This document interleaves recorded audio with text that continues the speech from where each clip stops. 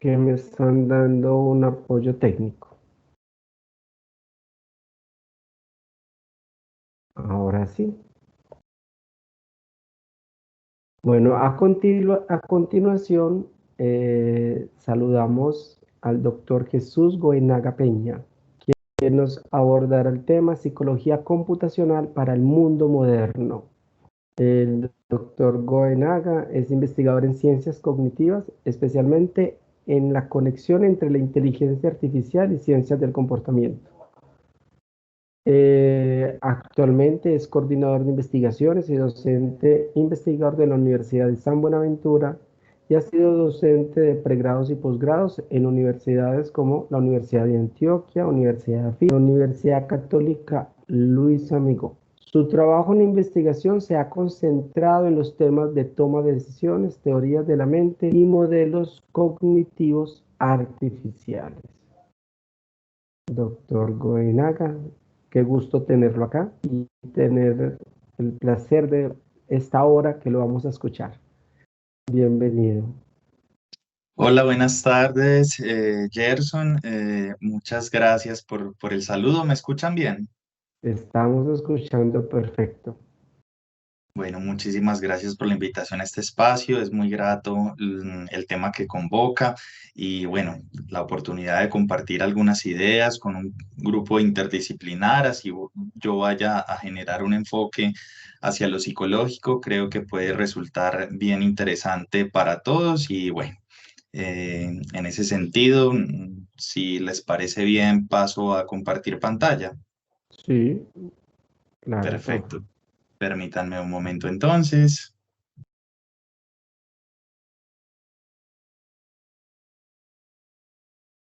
Bueno, me confirman si ya están viendo la pantalla compartida.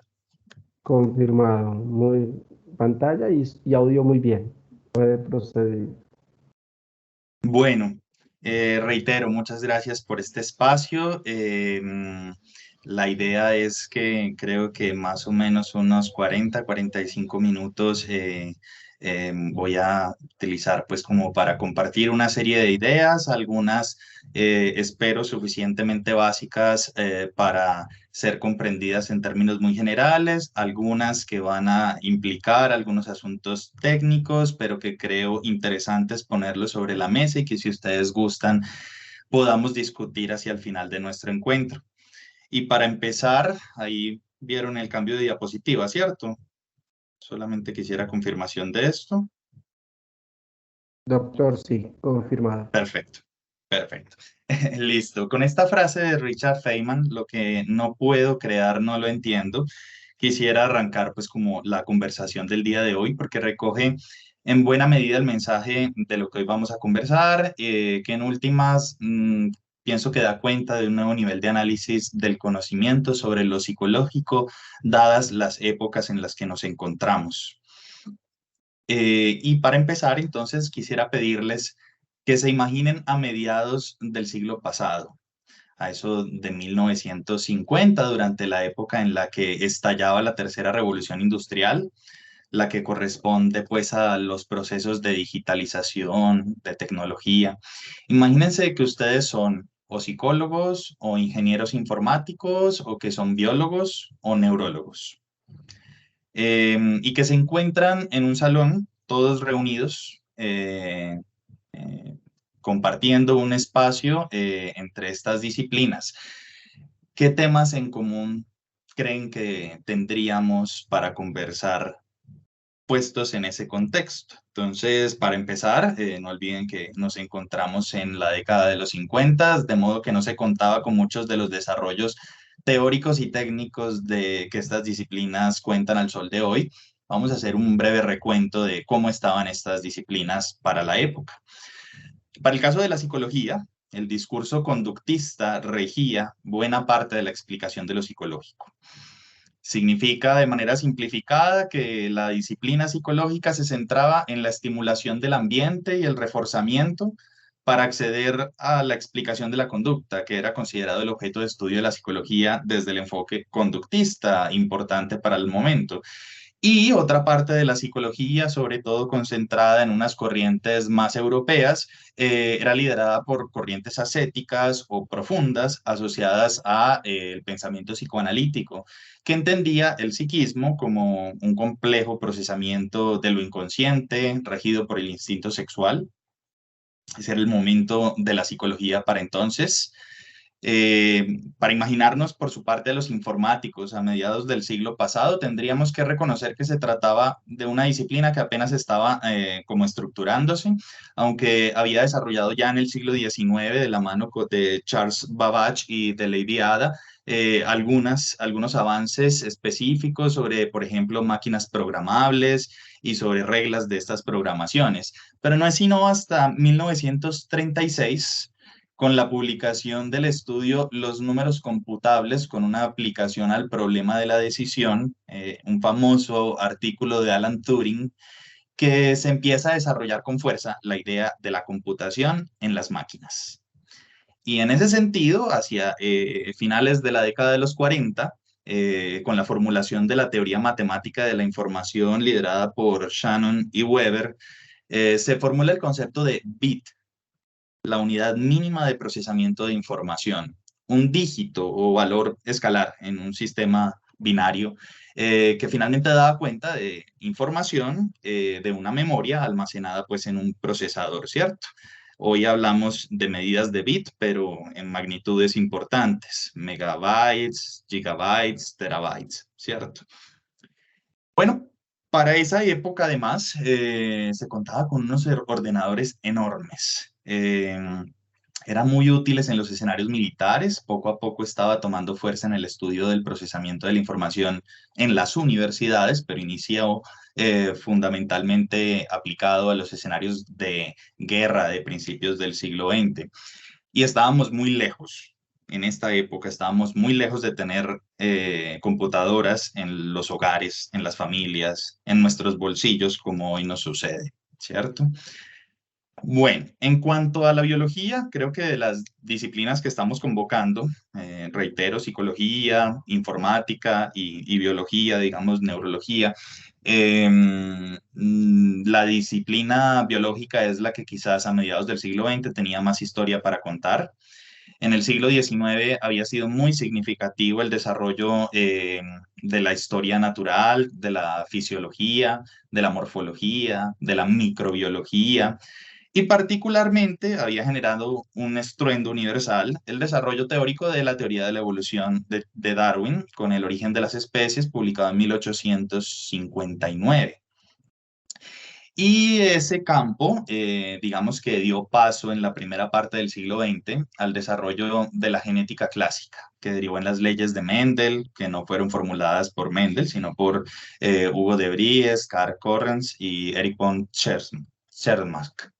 No, nunca he sabido bien cómo pronunciar su apellido. Em, para esa época, para mediados de los 50, entonces ya se reconocía un nuevo darwinismo. Este nuevo darwinismo se posicionó como, incluso fue denominado la teoría sintética evolutiva moderna. Sugería una integración entre la teoría de la evolución por selección natural, la teoría genética como base de la transmisión hereditaria y los desarrollos teóricos sobre mutación aleatoria y evidencia sobre genética poblacional.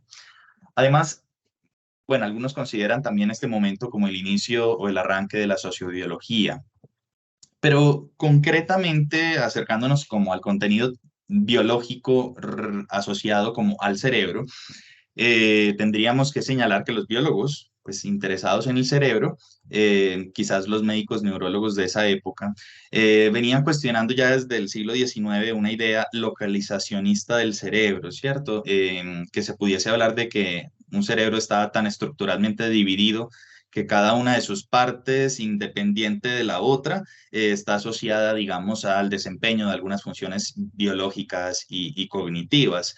Por el contrario, se fue, digamos, acercando a ideas distintas. Sin embargo, digamos, el localizacionismo tuvo mucha fuerza debido, por ejemplo, a estudios sobre afasias, parálisis asociadas a las afasias mismas. Estas habían permitido distinguir, por ejemplo, unas zonas del cerebro que estaban más vinculadas a las funciones lingüísticas que otras.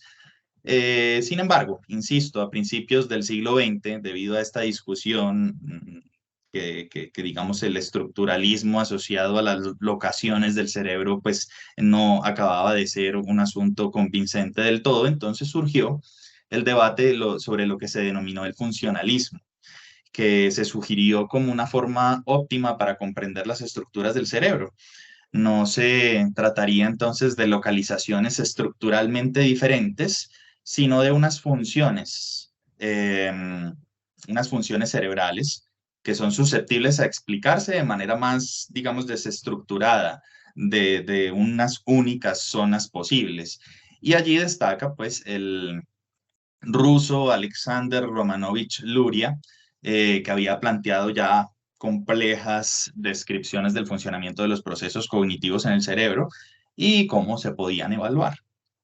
Bueno, es como a grandes rasgos el panorama general de las disciplinas mencionadas a eso de 1950. Entonces, imaginemos de nuevo que somos científicos de estos campos del conocimiento y estamos encerrados en un cuarto. ¿De qué conversaríamos? Pues bien, veamos algunas opciones.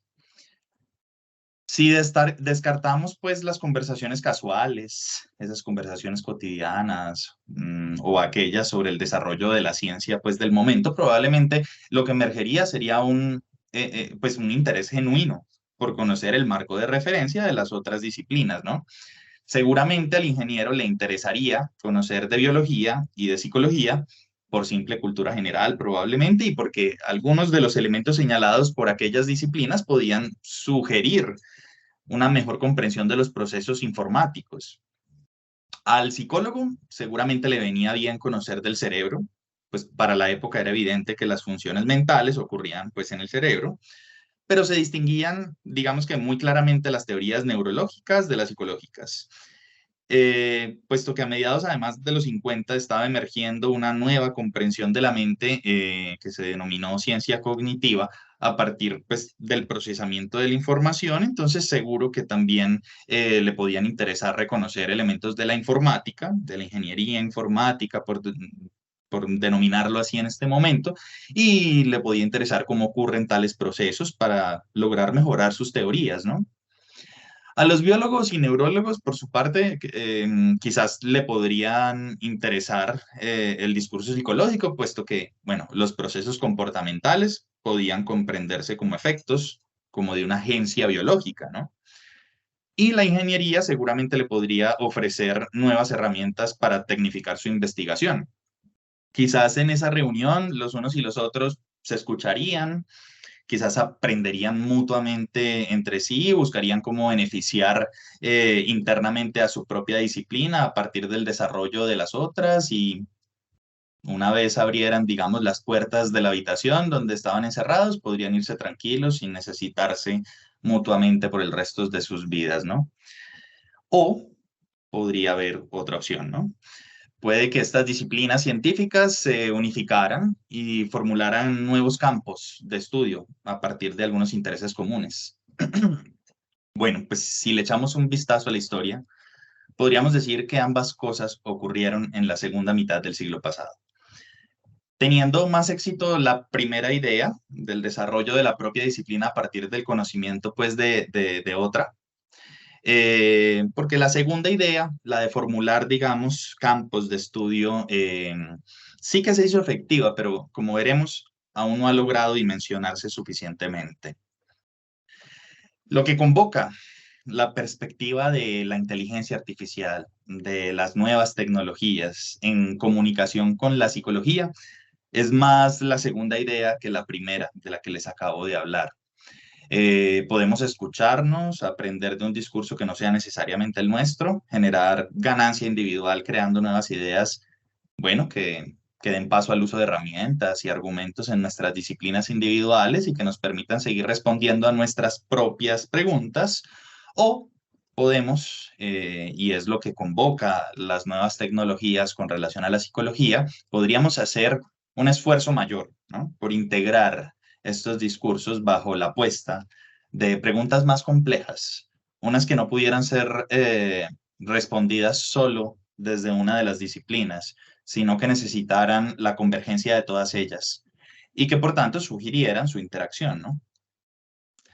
Bien, en esta tarde pues yo pretendo ofrecer algunos elementos que nos acerquen a esta segunda idea principalmente.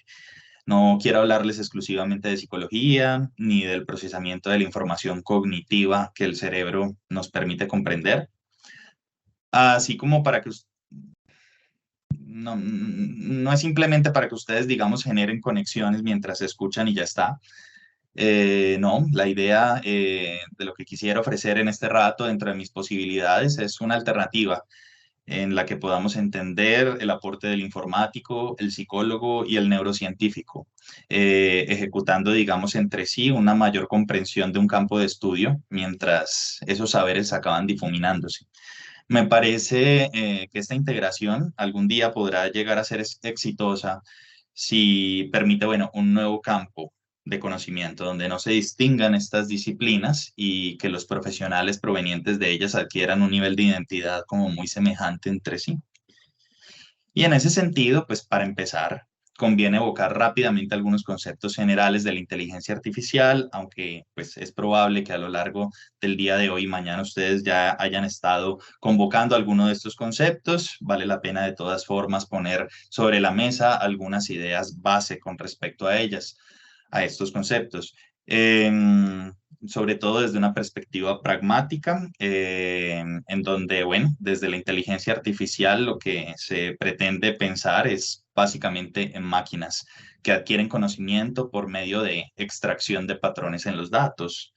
Eso es lo que entendemos, digamos, en términos muy básicos por inteligencia artificial.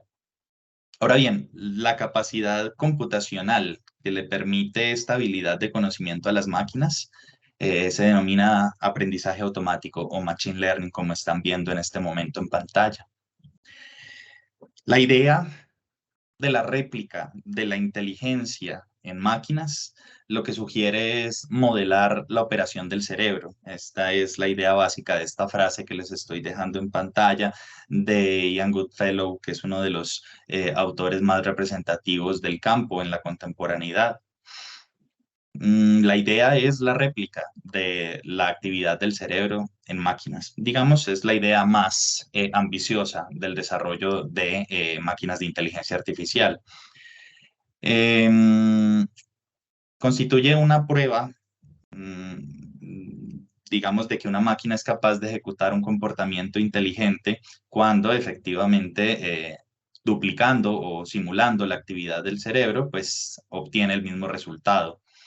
Un camino para lograrlo es, bueno, aplicar una suerte de ingeniería inversa a los principios computacionales que subyacen, digamos, a la funcionalidad del cerebro. ¿Cómo así? Ya lo vamos a ver con más calma. Sin embargo, tendríamos que decir que, digamos, no toda la inteligencia artificial o no todos los desarrollos de inteligencia artificial contemporánea pretenden desarrollar máquinas que sean inteligentes como el cerebro es inteligente. No se trata de un modelo que necesariamente esté inspirado en la biología, no siempre. Muchas veces las máquinas pueden resolver problemas inteligentes, o sea, demostrar inteligencia resolviendo problemas sin necesariamente simular la actividad del cerebro. Para algunos estudiosos de la computación, el cerebro representa como más bien una alternativa para comprender cómo es que ocurre el aprendizaje. Em, la habilidad computacional que permite que se aprenda a partir de los datos, o sea, el machine learning, realmente obedece a las normas matemáticas de la teoría de la información aplicada a las herramientas tecnológicas computacionales. Entonces, habrán escuchado hablar de redes neuronales densas, de redes convolucionales, redes recurrentes de contexto o tipo attention, redes generativas adversarias, un montón de algoritmos de redes que hoy por hoy se conocen, o bueno, quizás ustedes han escuchado algunas de estos algoritmos, otros no, Pero todos estos algoritmos se han ido volviendo cada vez más populares porque se utilizan para producir unos resultados prácticos muy interesantes, como por ejemplo identificar patrones de imágenes, por ejemplo simular o crear obras de arte, generar una conversación fluida, como es el caso de los generadores de texto tipo GPT. Mm, la idea de que las máquinas que funcionan a partir de estos algoritmos aprenden proviene de nuestra percepción de que el computador está adquiriendo un conocimiento y tomando decisiones que parecen subjetivas. Sin embargo, el aprendizaje en realidad ha sido programado. La autonomía que nosotros observamos en la máquina es un hecho computacional, dado que lo que hace es generalizar cuando se encuentra con datos nuevos. Pero los patrones de tal generalización, que implica una capacidad, digamos, decisoria, no se adquirieron autónomamente en realidad. Así que la inteligencia artificial, y eso es una de las ideas que deberíamos tratar de tumbar en el mundo, en la vida contemporánea, y que es una idea que ha sido insertada por la ciencia ficción, la inteligencia artificial en realidad no logra ser más inteligente que el humano que programa su inteligencia, pero sí que puede lograr resolver problemas muy complicados en los que intervienen pues muchísimas variables, esto sí es claro. Entonces, un algoritmo de Machine Learning es aquel que puede aprender de los datos. Para hacer un reconocimiento muy general del campo, pues conviene que los interesados, eh, a partir de pues, los interesados en estos temas, pues revisen mínimamente pues algunas ideas generales de las técnicas de Machine Learning. Pero pues aquí vamos a decir de manera muy general que pueden ser clasificadas en aprendizaje supervisado, que es cuando, como ven en la primera parte, pues a la izquierda de la pantalla, cuando los datos que se ingresan contienen una etiqueta, esta etiqueta los clasifica. Tenemos también el aprendizaje no supervisado, que es cuando el sistema lo que hace es inferir algunas categorías a partir de los datos, como ustedes pueden ver en la parte derecha de la pantalla. Y también tenemos algunos algoritmos muy clásicos de aprendizaje reforzado, que es cuando el sistema aprende por prueba y error principalmente y que ha sido utilizado mucho para el desarrollo de aprendizaje en juegos de video. Conviene también, digamos que conviene mucho asumir una perspectiva de resolución de problemas objetivista, que a veces nos cuesta mucho a los que nos movemos desde las ciencias sociales y humanas. Pero para esto el pensamiento estadístico ayuda considerablemente, por eso es que es tan importante esta formación desde las bases de todas las carreras. Ahora bien, digamos que más allá de los tecnicismos de los que hemos hablado, propios de la teoría computacional, la iniciativa de integración de las disciplinas lo que sugiere es algunas preguntas que voy a poner en este momento en pantalla. Por ejemplo, si el Machine Learning no está necesariamente inspirado en el cerebro, pero funciona al producir unas salidas inteligentes, entonces el procedimiento matemático de una red neuronal artificial, por ejemplo, podría ser una forma de comprender la compleja conectividad neuronal del cerebro. O lo mismo que voy a preguntar, pero al revés. La medición de la actividad neuronal y de la lógica matemática que subyace a ella podría ayudar a formular mejores modelos de redes en el sentido, pues, de que resulten más inteligentes, pragmáticamente hablando. Pues aquí nos encontramos con un problema de evidencia y de forma de hacer teoría, que puede expresarse de la siguiente forma. Tanto ingenieros como biólogos formulan problemas prácticos, objetivables. Los primeros con modelos estadísticos y matemáticos y los segundos con modelos de variables biológicas. Por naturaleza son, digamos, ejercicios de conocimiento más cercanos a la evidencia concreta y al resultado práctico. Y como su evidencia o las herramientas que usan, digamos, bueno, son tan distintas entre sí, sus leyes además también son muy distintas, parece que no son tan fácilmente igualables estas teorías, las biológicas y las informáticas. No puede tratarse, digamos, de igual forma a la neurona artificial como un ejemplo muy simple que denominado el perceptrón que están viendo en este momento, que la neurona biológica. Sí que pueden observarse puntos en común o similitudes, pueden compartirse algunos argumentos, pero a la hora de ampliar el margen de maniobra de las disciplinas, de llegar a responder preguntas más complejas, bueno, cada una sigue su camino, aunque el cerebro pueda en últimas ejecutar procedimientos que de manera abstracta resulten semejantes a las operaciones matemáticas de una red, por ejemplo, con aprendizaje profundo. Esto no resulta muchas veces práctico y no se puede ejecutar acciones con esa teoría.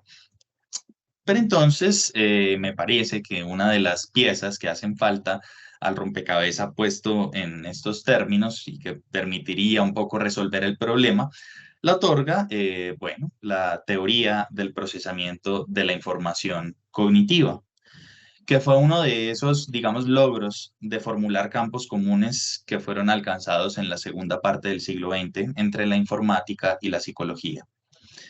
Aunque ambas disciplinas tienen también una pretensión práctica, o sea, bueno, la informática es también una ingeniería informática y la psicología es también una psicología aplicada. Ambas, de fondo, son ciencias básicas.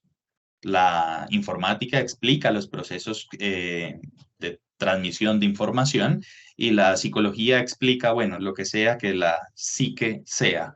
Algunos dirán el comportamiento, otros dirán el alma, otros dirán el psiquismo, etcétera. De fondo, ambas son ciencias básicas, con modelos teóricos que son abstractos, y comprender esta abstracción puede realmente otorgar algunas pistas para una nueva integración práctica.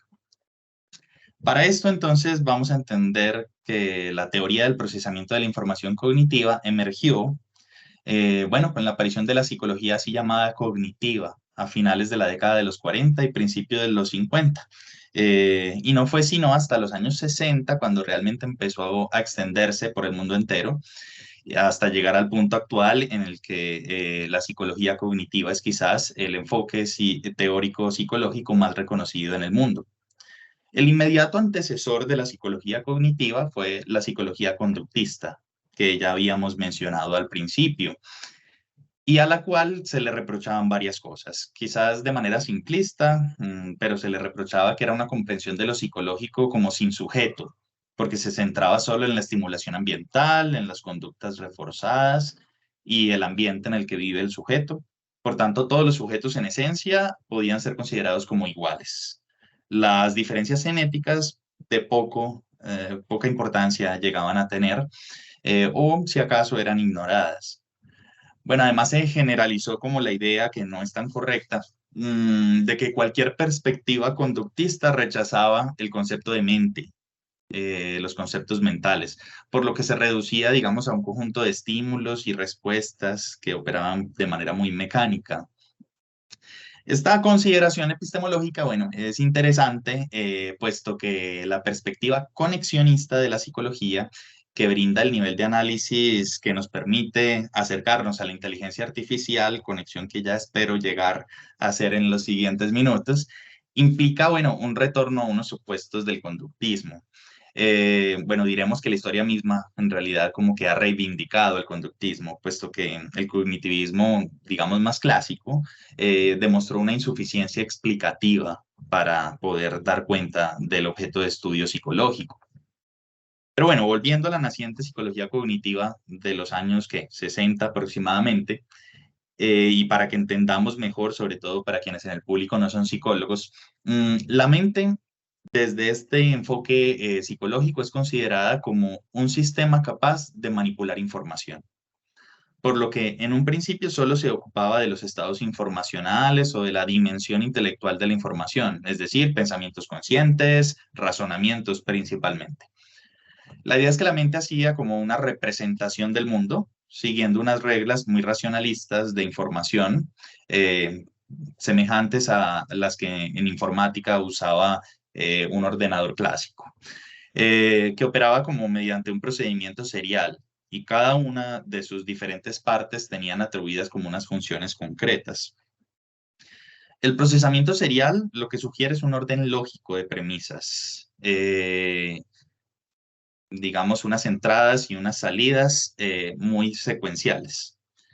Esta fue la inicial teoría abstracta que permitió comprender la mente en clave cognitiva, ¿no? Los procesos mentales, la memoria, la atención, el pensamiento, el lenguaje, el aprendizaje.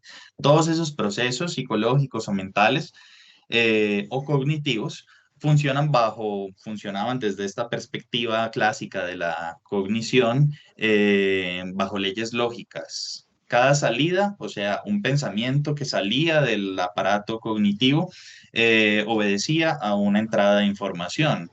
Y digamos, todo podía revisarse hacia atrás, ¿no?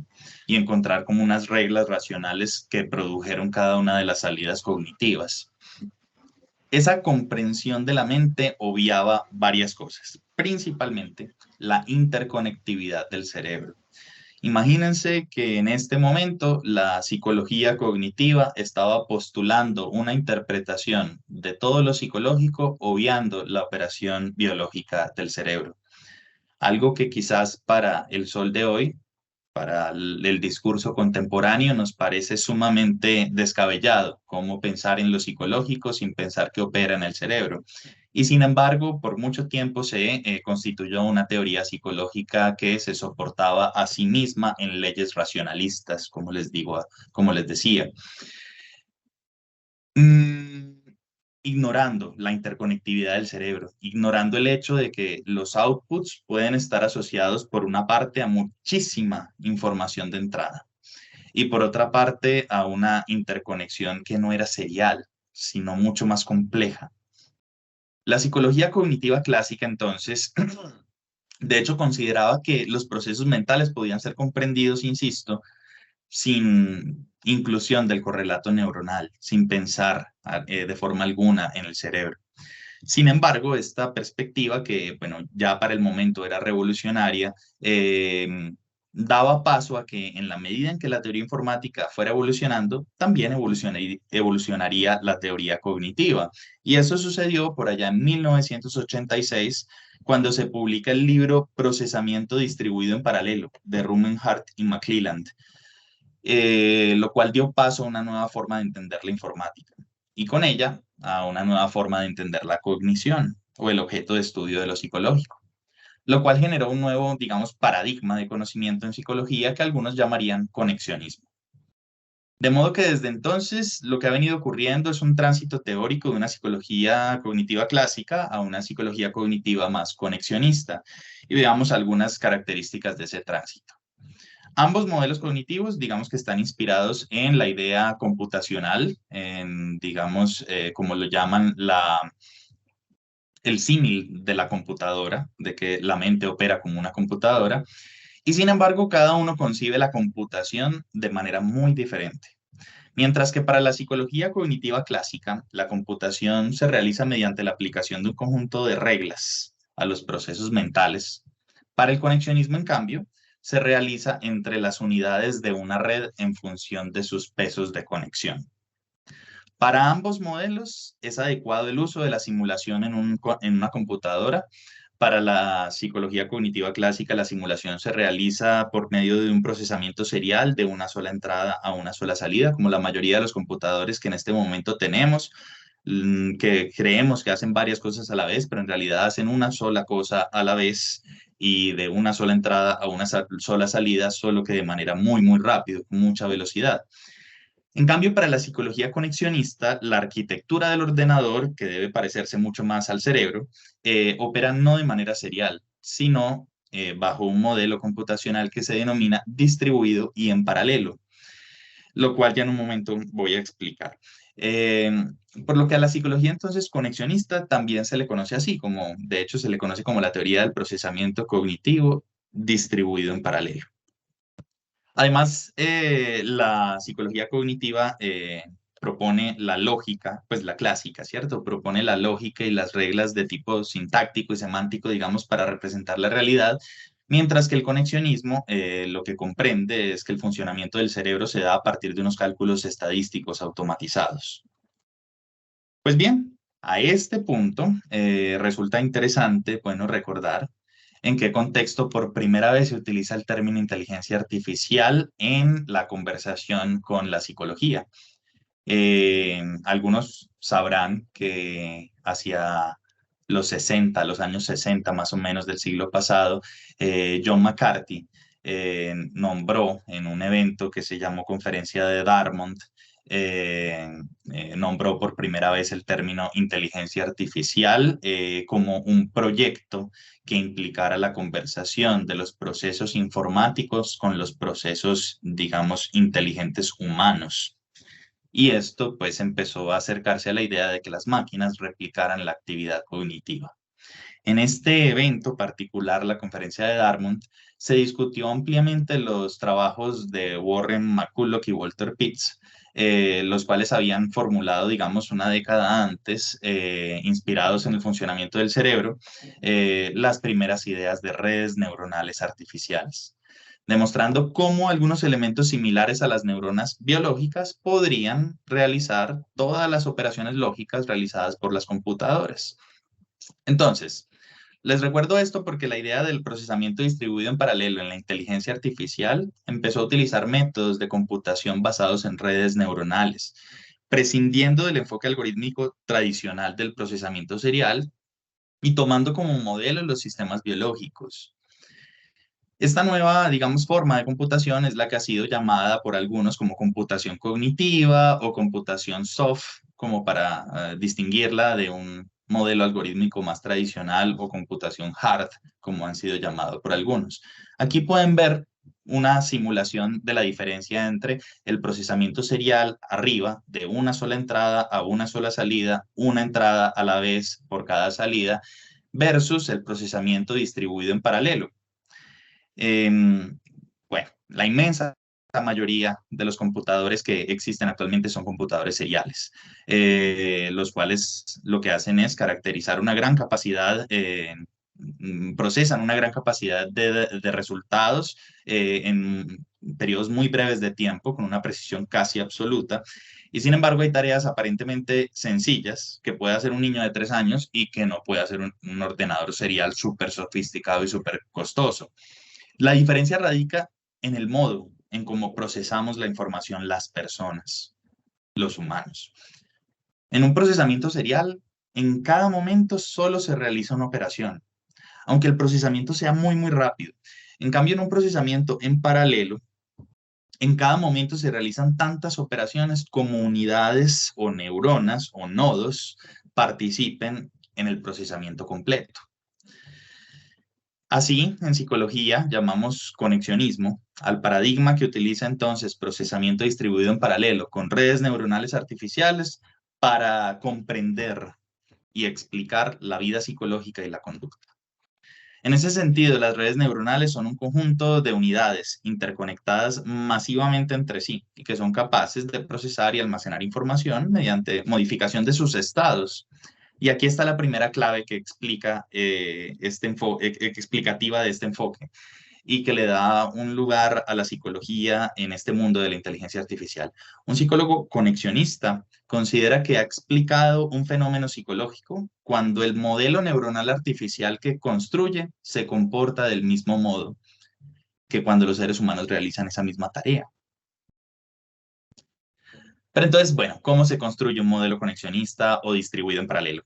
Pues digamos elementalmente la psicología conexionista lo que diría es que se hace a través de una red de unidades donde cada unidad contiene un nivel de activación, igual que una neurona biológica, donde las unidades están interactuando entre sí mediante múltiples conexiones recurrentes, en las que existen algunas unidades de entrada de información que son afectadas por los estímulos externos y que dan paso a la circulación de la activación, digamos por medio de los pesos de conexión de cada neurona artificial. Vamos a imaginar esto porque yo sé que suena muy difícil de agarrar. Vamos a imaginarlo en un proceso susceptible al modelamiento conexionista.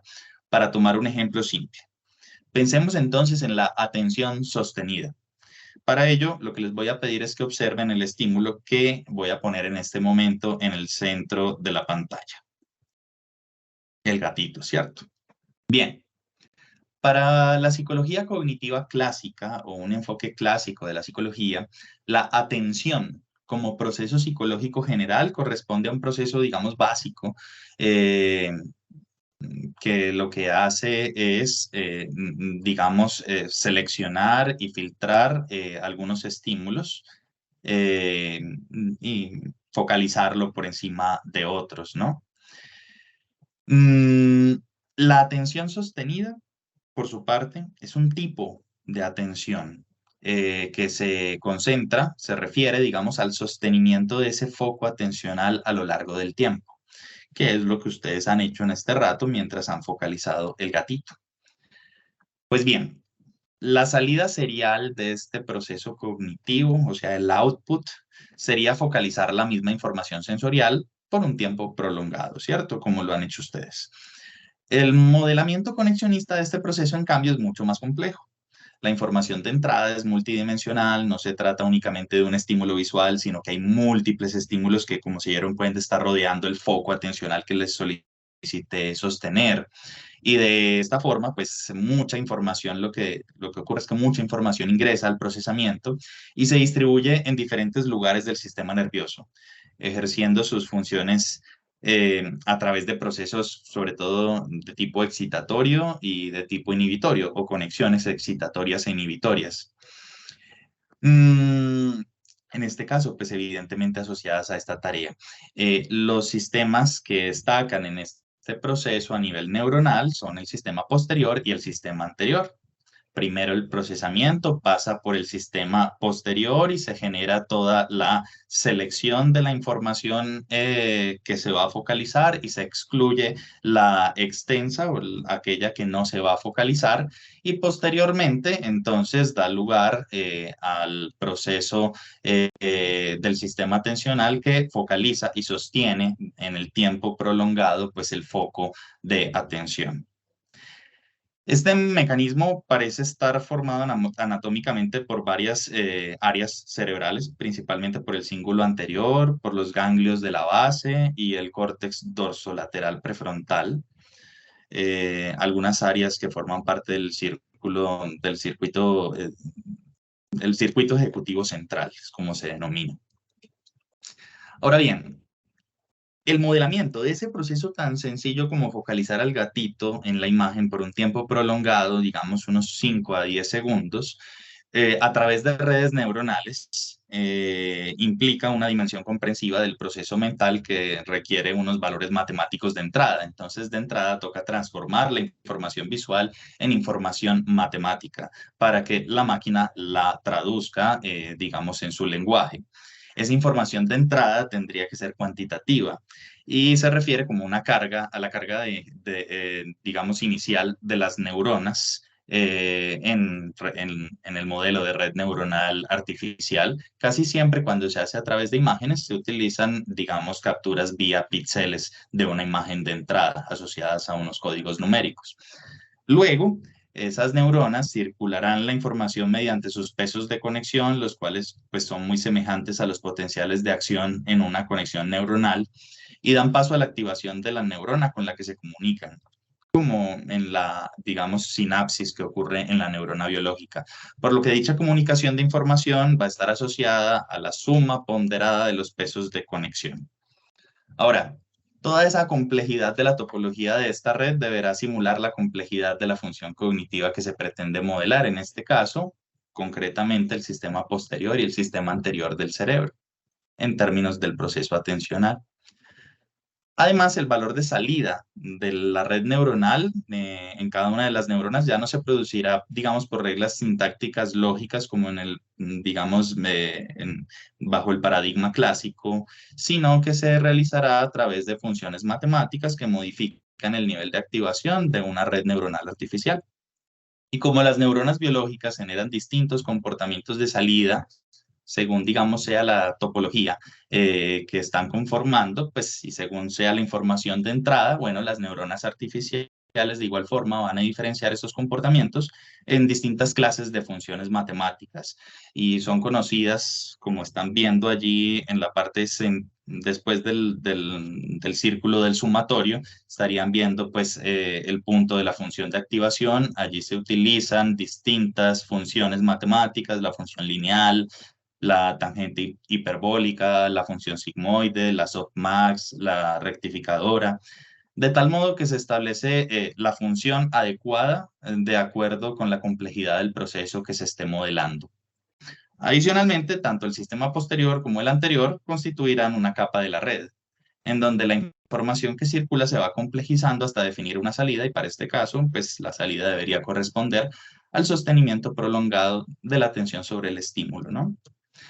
Y lo que acabo de mencionar, muy en términos teóricos, pues supone el modelamiento de un proceso mental relativamente simple y bastante estático, a decir verdad, no tan variante o cambiante como un proceso superior al estilo del pensamiento o del lenguaje.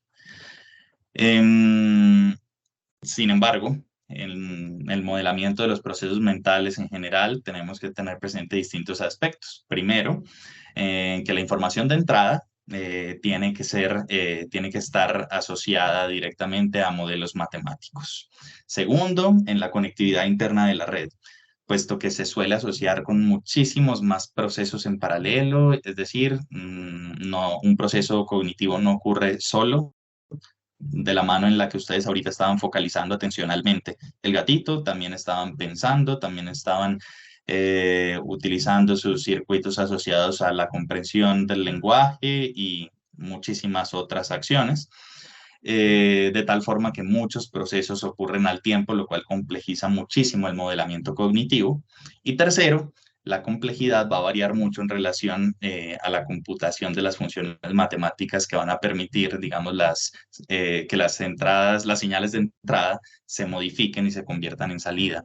Esto es, hay que pensar muy bien cuál es la función que corresponde mejor a la simulación del proceso cognitivo que se está haciendo. Este campo de investigación está en pleno desarrollo. Por ejemplo, el Centro de Investigación para la Inteligencia Inspirada en el Cerebro del Instituto de Automatización en la Academia China de Ciencias ha publicado varios estudios de altísimo impacto en simulación cerebral, digamos, multiescala, computación neuronal, reconstrucción de la estructura cerebral a microescala, computación cognitiva inspirada en el cerebro, robótica cognitiva y neural. Los autores reportan el desarrollo de modelamientos cognitivos, por ejemplo, inspirados en la simulación de algunos procesos como los ejecutados por el hipocampo y asociados a la memoria, o el modelamiento de la autoconciencia en robots que superan la prueba de reconocimiento en el espejo. Y bueno, todo este terreno, digamos, está disponible para su desarrollo. Los procesos cognitivos superiores implicarían un reto mucho más grande. El lenguaje sería uno de estos y la invitación sería a que muchos interesados, tanto de las ciencias informáticas como de las neurociencias y de la psicología, interesados en la ciencia básica, se sumaran a esta apuesta porque claramente desarrollar máquinas que sean capaces de plantear una simulación de los procesos cognitivos, pues potenciaría muchísimo el desarrollo tecnológico. Para terminar, pues una última idea. Este no es el único aspecto en que la informática, la neurociencia y la psicología pueden converger en torno a la inteligencia artificial, obviamente.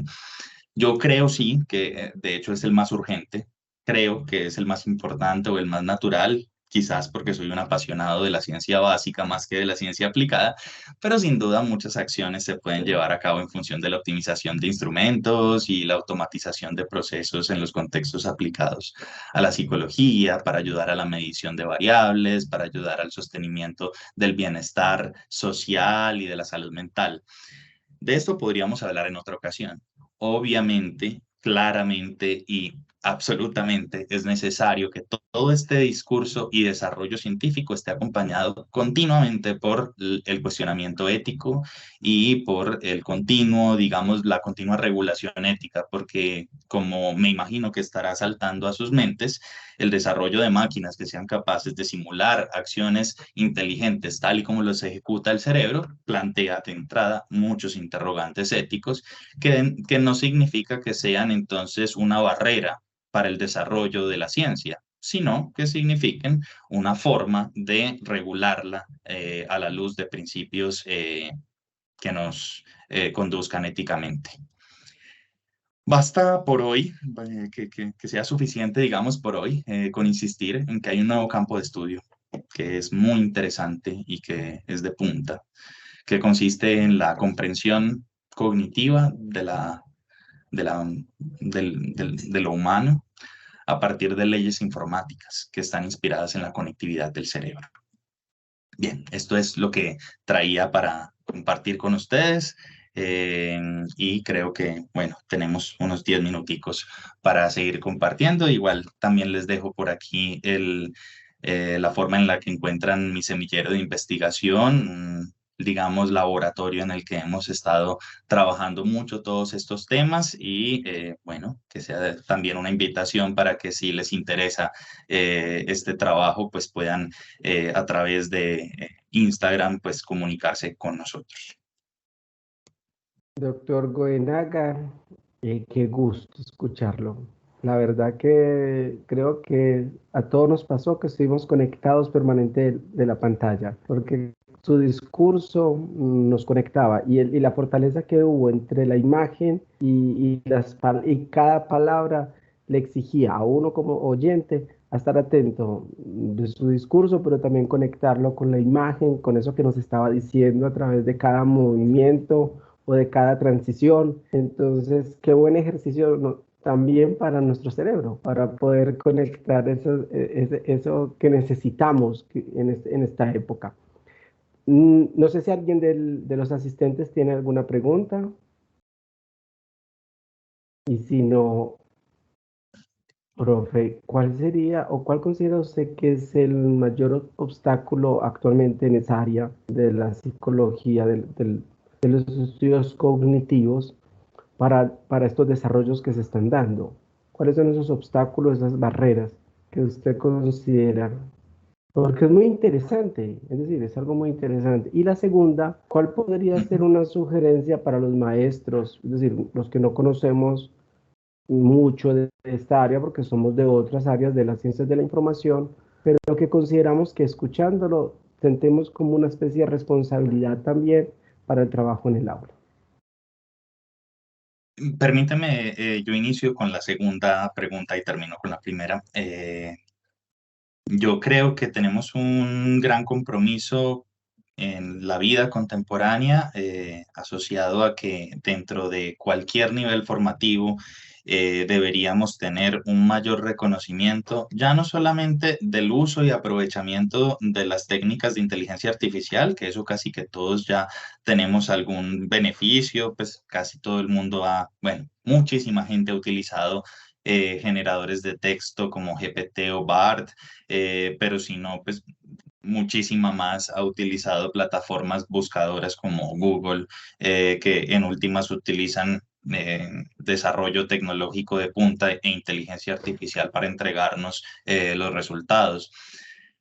De modo que hacemos aprovechamiento de la tecnología, pero desconocemos muchísimo, muchísimo de digamos, lo que subyace a esta tecnología, quizás por nuestro temor a las matemáticas, quizás porque creemos que es un saber muy complejo. Y bueno, ahorita mientras yo mismo me escuchaba hablando, les decía, yo para qué traje tanta complejidad porque no quiero generar tampoco la sensación de que es un discurso incomprensible. Por el contrario, creo que sin que necesitemos el saber profundo de un ingeniero, sin que necesitemos ser programadores o, digamos, desarrolladores de algoritmos de inteligencia artificial, sí podemos generar una mejor comprensión de lo que estas técnicas realmente hacen. ¿Cuál es la diferencia entre, por ejemplo, un generador de texto como lo es BART y GPT y los robots que nos hablan o los asistentes digitales que tenemos a veces en los celulares?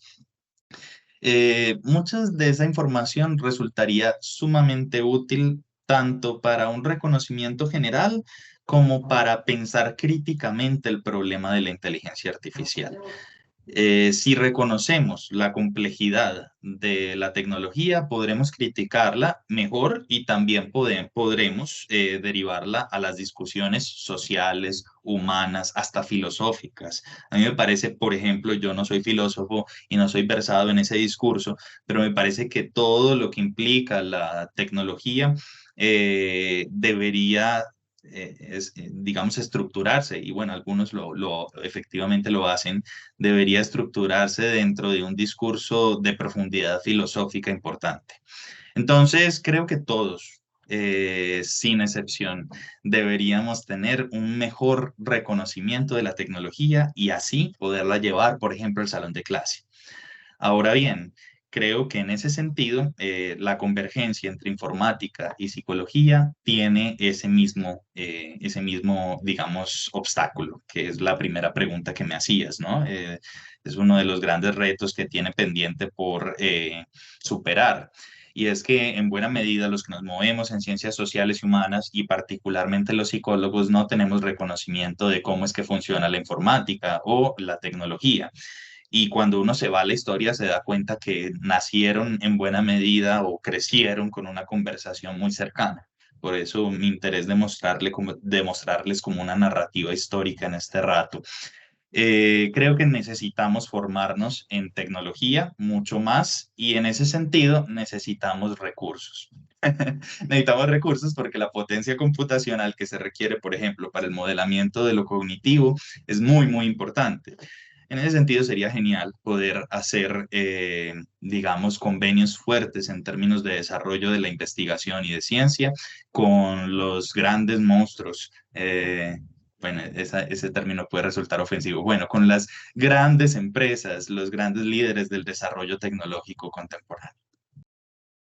Bueno, y un último, como una última pregunta, y tiene que ver con lo que nos depara el futuro desde todo esto, pero sin ser, sin que seamos aquí dioses ni nada. Pero cómo ves el futuro en esta área cuando uno lee en prensa o lee en otros espacios? No, eso va a acabar la humanidad, hay que controlar la inteligencia artificial.